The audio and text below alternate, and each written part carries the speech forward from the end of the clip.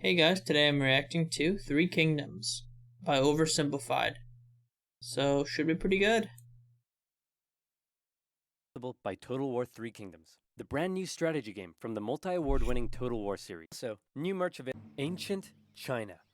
The sun is shining, the birds are singing, the children are playing in the village square. What a wonderful time to be alive! Hey, the Yellow River flooded again and destroyed all your crops. And also we're being raided by nomadic tribesmen. And also this period of Chinese history may be entirely mythical, meaning you may not even exist. Well, that would certainly explain the laser eyes. Chinese civilization began around the year 2000 BC when the possibly mythical Xia dynasty was formed. Throughout China's history, dynasties would usually rise up with a powerful leader who worked for the good of the people. But over time, the leaders would become more corrupt and self-serving. Someone would inevitably build a lake of alcohol, and the angry populace would overthrow them, giving way for a new dynasty to rise. Following this pattern, the Xia dynasty was replaced by the Shang, who liked bronze and writing, but then the leaders got corrupt, and were replaced by the Zhou, who liked iron and philosophy. But that one sort of just fell apart, and was replaced by the Qin, who liked building walls and people made out of rock. But they were pretty tyrannical from the start, and were quickly replaced by the Han, who liked creating new trade routes and getting in touch with their emotions. In line with this pattern, the Han dynasty came about under the strong and popular leadership of Emperor Gaozu. The dynasty remained firmly in place for over 4 centuries and was considered a golden age in Chinese history, developing new forms of art, political thinking, technology. Oh, looks like all the leaders got corrupt. See, probably the biggest problem in ancient China's political system that allowed so much corruption to come about all the time was a little something called court culture. Let me explain. Imagine for me, if you will, that you are the son of the Chinese emperor. Hooray! Now, apart from how weird it is that you have a ton of stepmoms and many of them would like to kill you, and also all of your friends are middle-aged dudes with no dongs, life's pretty alright. One day, your father says, "Son, I know our relationship hasn't been the best, and I've never said this before, but I just want to let you know that I love you." Oh no, I'm having a heart attack! Oh, damn. Look at you. Now you're the emperor. I'm so proud of you. But wait, you are but a child and have no idea how to rule over a massive empire. Fret not, because just about everyone in your court wants to help you out with that. Hey man, remember me? I'm your mom's bro. Anyway, I heard you needed someone to rule over China for you. I mean, to help you rule China. Damn. So hey, here's a popsicle. I hope we can get along. No way, man. We've been your friends and your personal caretakers your whole life. And even though we may have no dongs, I think you should give us all the power to rule China. I mean, help you rule China. So who will you be influenced by? Your scheming uncle or your loyal eunuchs? And towards the end of the Han dynasty, a string of child emperors allowed more and more power to fall into the hands of the eunuchs. Oh no, now they're scheming too.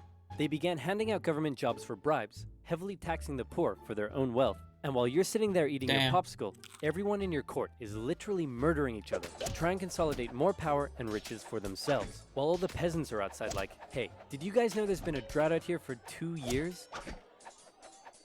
Guys, obviously the people weren't too happy that while they were struggling to survive, they were also being heavily taxed so that the eunuch faction could all have rockin' mansions, complete with swimming pools and Alexas. So finally, when a self-proclaimed Taoist wizard came along and was like, "You know whose fault it is that we're all out here starving? It's the emperor and his posse. They've lost their mandate from heaven, and the imperial family must be destroyed with an unrelenting, furious wrath."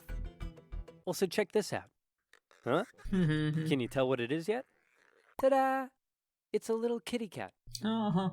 Look at her little ears. The people loved his political philosophy. He promised them land reforms, and his followers grew in number. They began arming themselves and wearing yellow turbans. And they also developed a really catchy slogan.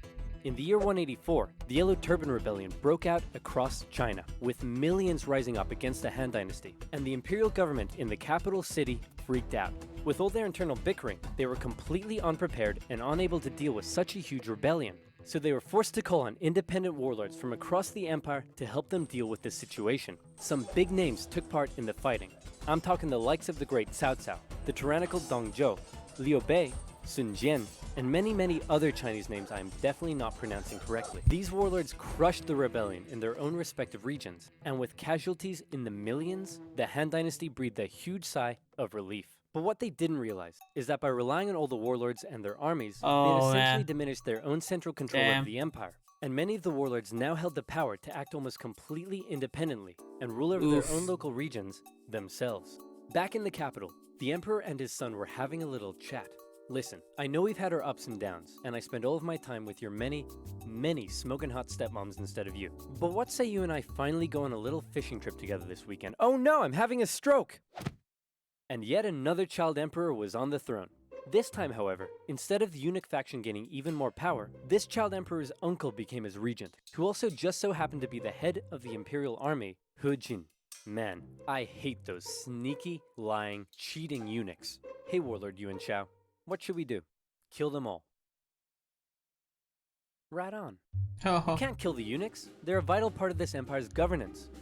And also they paid me a lot of money to say that about them. Oh, come on. No. So He Jin and Yuan Shao decided the empress may need more convincing. And so they called in an infamous, feared, tyrannical, overweight warlord from the northwest to help convince her.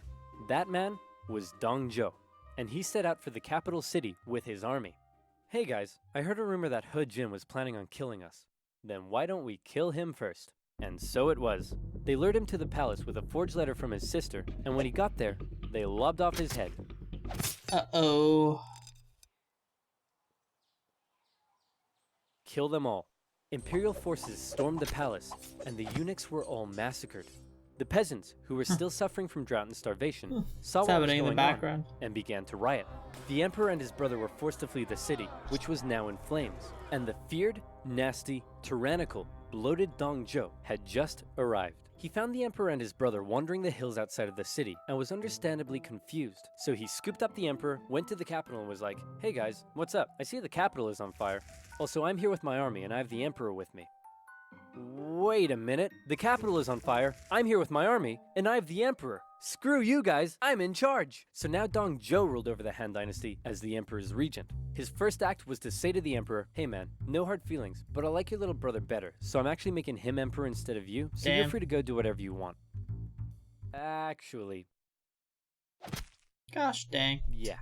That feels better. Dong Zhuo ruled with an iron fist, and he did whatever the flip he wanted. He made absolute decisions himself, showing no regard for the monarchy. He had his opponents or those who disagreed with him killed. He broke protocol, doing things like keeping his sword when approaching the emperor, wearing shoes in the court, sleeping in the emperor's bed, and worst of all, he would walk in the presence of the emperor. You were meant to trot. The other warlords around the empire hated him, and so they said, "Something needs to be done about this guy. What say we form a coalition and oust him?" And it was agreed. Warlords from across China, their armies amounting to 100,000 men, allied together against the tyranny of Dong Zhuo.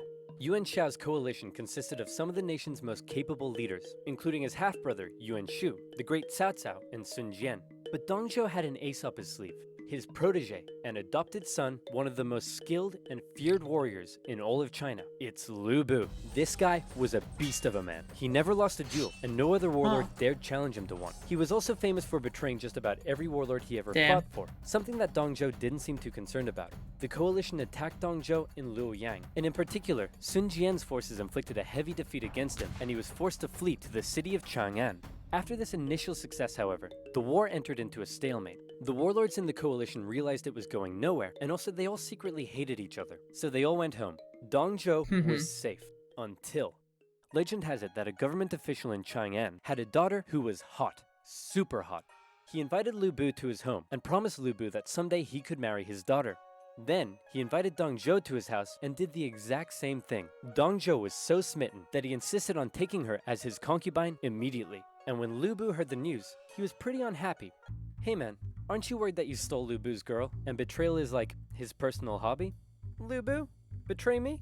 No way, man. Never gonna happen. Oh, crap. Lu Bu, along with other government officials, assassinated the tyrannical Dong Zhuo. Then they left his body burning in the streets. Some sources say he was so fat and oily, he kept on burning for days. Damn, bro. So with Dong Zhuo dead, and the power of the Han government essentially decimated, China was left with a huge power gap, and a ton of warlords who all slept soundly at night dreaming of being the one to fill it. Here we enter into a crazy and chaotic period of civil war all across China, with so many people, so much betrayal, so much intricacy, it makes Game of Thrones look like a Dr. Seuss publication. But just to give you an idea of how crazy and chaotic it was, see if you're able to keep up with this. Are you ready? Here we go. Here's a rough map of the warlords throughout the Han Dynasty at the time. Half-brothers Yuan Shao and Yuan Shu were both in a power struggle for who would become the figurehead of their family. Yuan Shu made alliances with warlords in the north, along with Sun Jian, the guy who defeated Dong Zhou. Yuan Shao also made alliances with Liu Biao in the south and Cao Cao, who was an amazing strategist and general. Yep, All of these Cao Cao warlords I've heard began of. fighting each other. Cao Cao began building his own strength by subjugating nearby remnants of the Yellow Turban Rebellion into his own forces. Down south, things weren't going so well for Sun Jian, as he was killed in an ambush, so Sun Ce took over. Then, Yuan Shu got pushed back to the river Huai, so he ordered Sun Ce to take the territory of warlord Lu Kang. Then Sun Ce went off to capture territories in the east for himself. Cao Cao's family lived in this province over here. One day, they were murdered. Oh no, Cao Cao held the province's governor responsible, and so he launched a cruel invasion in which he pillaged cities and murdered over 100,000 civilians. The governor sent out a call for help, and a very popular, likable warlord by the name of Liu Bei came to his aid. However, while Cao Cao was away fighting, a rebellion was staged against him in his home province, by none other than, it's Lu Bu. Cao Cao rushed home and defeated Lu Bu, who fled to the east, which by now had been inherited by Liu Bei. Then Lu Bu, surprise surprise, launched a rebellion against Liu Bei, who fled to Cao Cao. Together, Cao Cao and Liu Bei would go on to invade and defeat Lu Bu. Lu Bu offered to join Cao Cao, and Cao Cao considered the offer. But his advisors were like, no way man, this guy's betrayed literally everyone he ever worked for. And so boohoo, Lu Bu was executed. Next, Cao Cao convinced the emperor to move in with him. Now he's in control of the Han government, something that made his allies very jealous. Yuan Shu, out of nowhere, decides to declare himself emperor of the new Zhong dynasty. Nobody liked that. His allies cut ties with him. The imperial government ordered everyone to kill him. He tried to flee to his brother Yuan Shao, but died of illness on the way. Sun Ce took over his territory, and then got assassinated. So his brother, Sun Chen, took over. Liu Bei turned on Cao Cao, but got obliterated, and was forced to flee south. Yuan Shao finally defeated the warlord to his north, and could now focus south. He declared war on his ally Cao Cao, but was defeated at the Battle of Guandu. Cao Cao has now united the north, and he turned his attention to the south. In particular, Liu Biao's province was becoming a powerful threat, so Cao Cao attacked him. Liu Bei was now fighting for Liu Biao, and he held Cao Cao off for a while. But then Liu Biao died and his son took over, and immediately surrendered to Cao Cao. Liu Bei was horrified, and he fled southward to try and maintain control of the province. Cao Cao was on an absolute roll, and it looked like he would be the one to take control of China. He began making plans to attack both Liu Bei and Sun Qian, and the two of them, seeing where things were headed, met up and decided to form an alliance. Now I know that was a lot to take in, but all you really need to know at this point is that this guy is on his way to taking over everything, and he's about to throw his full weight at the southern warlords. These two have one chance, one battle, to prevent him from invading the south, and that battle was the famous Battle of Red Cliffs. Oh, I've to heard take the about south, this. Cao Cao would need to control and cross the mighty Yangtze River. He had over 200,000 men to face against Liu Bei and Sun Qian's combined force of 50,000. How would they stand a chance when they were so outnumbered? Legend says most of Sun Qian's advisors pleaded with him to surrender, but then he smashed up a table and they all backed down. Luckily, Cao Cao's forces were ravaged by disease and exhaustion, and his northern soldiers weren't too comfortable on ships. So when Cao Cao sailed down the river and the two sides met for an initial skirmish at Wulin, Cao Cao was unable to inflict a defeat against the allies. Then, one of Sun Qian's men came up with a very sneaky plan. He sent Cao Cao a letter, pretending that he and others wanted to defect to his side, and offered to bring him some of Liu Bei and Sun Qian's finest ships. Little did Cao Cao know, however, that those ships were full of flammable reeds. As they approached his fleet, they were set alight and destroyed his ships and camp. Seeing the situation as hopeless, Cao Cao ordered a difficult retreat through the rain and marshlands, during which more of his men fell to illness and disease. Damn. The underdogs had won, and Cao Cao would never again have another chance to take the south. Damn, that sucks. Following that, the three warlords took some time to finish off some smaller competitors in their own regions, and by the year 214, China looked a little bit like this. Cao Cao continued to try to penetrate the southern regions, but had no success, and even lost the Hanzhong region to Liu Bei in 217. The former allies eventually fell out over who should own this territory here, with Sun Qian coming out on top. In 220, Cao Cao died of a head disease, and was replaced by his son, Cao Pi. Cao Pi convinced the Emperor of Han to abdicate, and then proclaimed himself the Emperor of the new state of Wei. Liu Bei followed suit, declaring himself the true Emperor of Shu Han. And a few years later, Sun Qian joined in the fun, and declared himself Emperor of Wu. And so now you have a number of kingdoms in China. How many? Count them. 1, 2, 3. 3 kingdoms. Except, actually, they weren't kingdoms, they were dynasties. And when the 3 kingdoms finally formed, not a whole lot happened. For the next 3 decades, they continued to engage in combat, but it almost always ended in stalemate, and nobody really got anywhere. So how did it all end? Did Cao Cao's descendants eventually realize his dream of unifying China? Not quite. Instead, the three kingdoms became victims of the usual problems that plagued Chinese dynasties. In Wu, Sun Qian's descendant became a tyrant who was more interested in spending time with his concubines than governing. In Shu Han, a powerful, corrupt eunuch faction rose up, and by now we all know how that ends. And in Wei, a string of young emperors gave way for a powerful family, the Sima clan, to take control of the dynasty's government. This Sima clan recognized the weak state Shu and Wu had been reduced to, and so they began making plans. I've just received this letter that says Wei is planning to attack us. Should we make preparations for war? Nah, it's probably nothing to worry about. Let's do absolutely nothing. Sounds good to me. Wei launched a full-scale invasion into Shu, which fell within a year. Then Sima Yan forced the Wei emperor to abdicate and proclaimed himself emperor of the new Jin dynasty. In the year 279, Jin launched an invasion of Wu and finally unified China in the year 280. The pattern of rising and falling dynasties, division and reunification would continue in China for centuries to come. Right now you may be asking yourself, but wait a minute, what would have happened if Cao Cao had his way and unified China? Or what if Lu Bu never assassinated Dong Zhou and he continued to rule over the Han dynasty? What about if one of these smaller warlords had risen to the top? Yeah, Dang it, interesting. what if I want to be a warlord during the downfall of the Han dynasty? Whoa, partner, calm down, because now you can. This video was brought to you by Total War 3. Actually, pretty damn interesting. I might even play the game, but yeah, that was pretty cool. Enjoyed the video. If you have more recommendations, please comment down below and comment down below with your thoughts. If you enjoyed my reaction, please give this video a like and subscribe to the channel. Thanks for watching. Bye bye.